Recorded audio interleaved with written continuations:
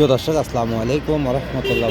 প্রিয় দর্শক, আমরা দেখতে পারতেছি একজন রিক্সা চালক ভাই অনেকক্ষণ যাবৎ এখানে বসে আছে একটি খ্যাপের আশায়। তো আসলে একটু ওনার সাথে কথা বলার চেষ্টা করব যে আসলে উনি এখানে বসে আছে কী জন্যে মন খারাপ করে। আসসালামু আলাইকুম ভাই। আসসালামু আলাইকুম, কেমন আছেন? আমার দয়াল ভালো থাকছে আমার।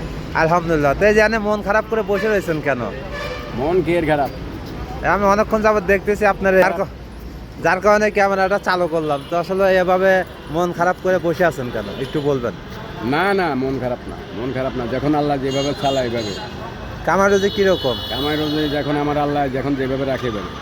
সব কিছু তো আল্লাহ, আল্লাহ কিন্তু মানুষ হলো শয়তান।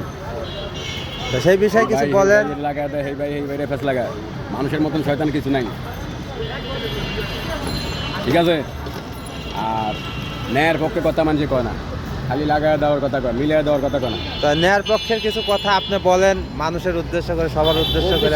আমার কথা হইলো দেশের যে আয়োগ একটা জিনিস আছে, সমাধান গুছিয়ে দেওয়া, কীভাবে গুছাইলে তার ভালো হইব ওইটা, সাধারণ মানুষের কীভাবে ভালো হইব ওইটা। সাধারণ মানুষের কষ্ট দিয়ে এরা কি পাইবে?